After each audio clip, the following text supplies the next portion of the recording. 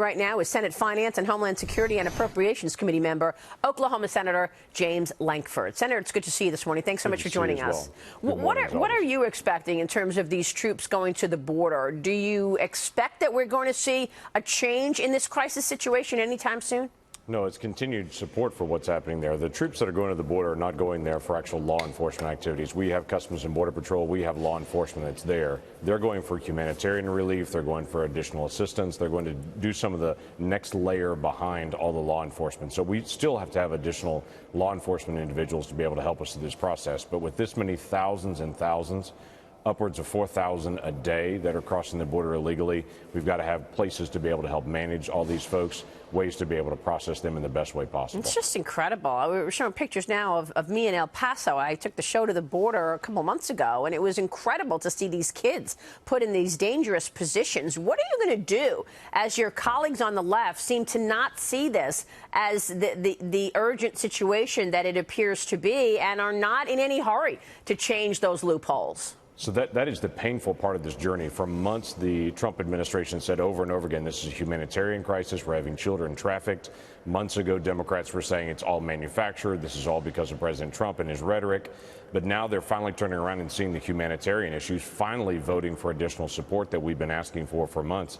But they still won't acknowledge the human trafficking that's going on, where we have thousands of kids that are being repeated in the border, where they'll come across with one adult, then be sent back across with a trafficker and bring another adult across.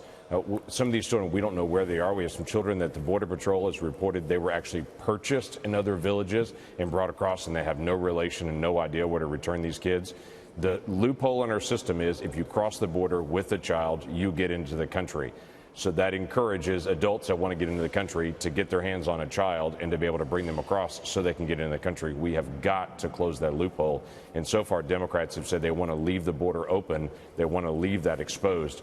Over half of the adults that are coming now are bringing a child with them, and the vast majority of minors that are coming across now that are males claim to be 17 years old. We don't know if they're 25 or if they're 17. They have no documentation, but when they walk across the border, they say, I'm 17, because they know if they say that, they're going to get in. Well, somebody is training them to say what they're saying, right? So what are you going to do about it? I mean, how does this play out when there's so much infighting going on within Washington? I mean, you look at the Democratic Party, they can't even get together. They're divided with the progressives turning up the heat, and then the moderates are fighting with Republicans. So do you just need to win another election in 2020 in order to get the wherewithal to change these loopholes? So there are several things that have got to happen. One is the Democrats have obviously got to figure out if they're for open borders or not. They have said for years they're not for open borders, but their new progressives clearly are. They want to abolish ICE. They don't want to do enforcement interior, exterior. So there's a couple things that have to happen, though, to slow this down.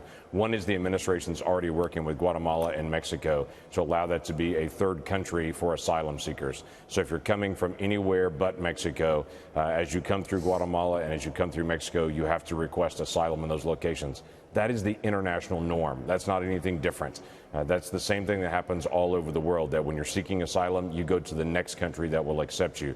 That will make an enormous difference on this. Doing ICE enforcement, and what the president's asking to do is just enforcing deportations where an individual has gone through the entire due process system and a court of law has said, no, you don't qualify to be here. Yeah. If you want to come to the United States, you got to do it legally. Enforcing interior is the other way to be able to get this going. And we let in, what, 1 million people legally? I mean, that go through the process, getting the green card, et cetera, every year. Is that right? That's correct. Is that the right number? It's about 1.1 million people go through the process to get legal permit status. About 700,000 actually go through citizenship every single year, which are amazing ceremonies. We're a wide open country for immigration if you do it legally. Right. And now you're talking about 1 million apprehensions on the illegal side. It's just extraordinary. Look, I gotta turn to the clock is ticking and the potential shutdown showdown. House Speaker Nancy Pelosi setting a deadline for tomorrow for a deal on spending and the debt ceiling. Congress and the president hoping to avoid a government shutdown before the Congress recesses on August 5th.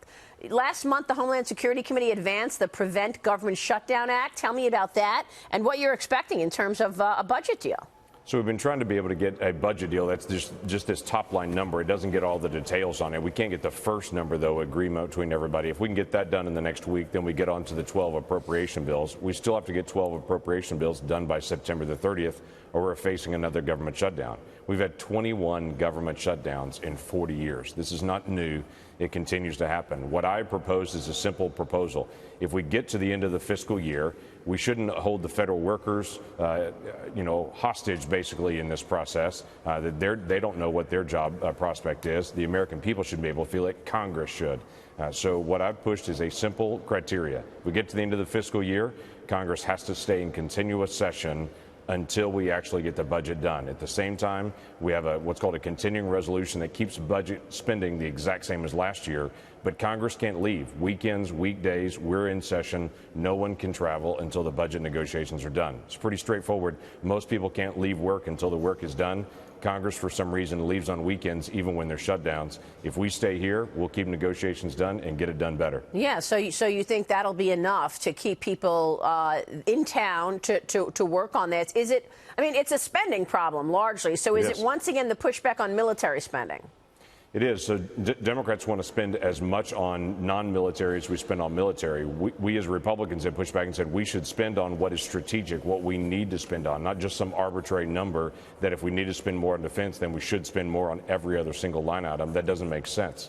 And so Democrats continue to push what they call dollar for dollar increases. If you want to do more defense spending, you got to do more increases in everything else. I think we should be more strategic. That has been the big fight. And in terms of the defense spending, what's the argument to continue to raise the number on defense spending? I mean, I recognize we've got more issues today in terms of foreign affairs than we ever have when you look at Iran and you look at China and the other threats out there. But make the case for keeping the spending levels where you want them on defense. So on defense, we're still trying to recover from the time in the Obama administration where they did drastic cuts in defense, and that was their focus, is where they can push dollars away from defense. So we're still recapitalizing. We still have to get to our troop levels to be correct. We're facing very different threats now as we have a rising China, we have a rising Iran. So we need to make sure that we're prepared to be defensive in that, to say, don't attack us, don't come at us, because we're fully ready to defend ourselves and our country. A stronger defense in those areas that people know that we can respond deters people from actually engagement in war in the first place. So if we show ourselves weak and not ready for the battle, that encourages people to bring the battle to us. Senator, real quick before you go, is the fight on the left between AOC and Pelosi, or the squad and Pelosi, is that just noise, or is this underlining a fundamental difference in governing? No, it's a fundamental difference in governing. This whole group of progressives that had come into the House, they're not only trying to take over the House, and that they are really the leaders of the House at this point. The House doesn't move unless they give permission to everyone else to be able to move. All the presidential candidates on the Democratic side have come to them for support. They are also fundraising to be able to primary most Democrats in the country. So they have not only taken on their position in the House, they're trying to take out every other Democrat and bring in people that agree with them. So this is a fundamental shift that we're watching in the Democratic Party towards a more socialist left of even where they are. In fact, I had a Democratic House member to me the other day that said Nancy Pelosi is now the moderate in our conference because so many of the new Democrats are so far left and they're really running the conference. Yeah, and Nancy Pelosi is really not a moderate. She is certainly not a moderate. Yeah. Senator, it's good to have you on the program this morning. Thanks so much. Thank you. James Lankford joining us.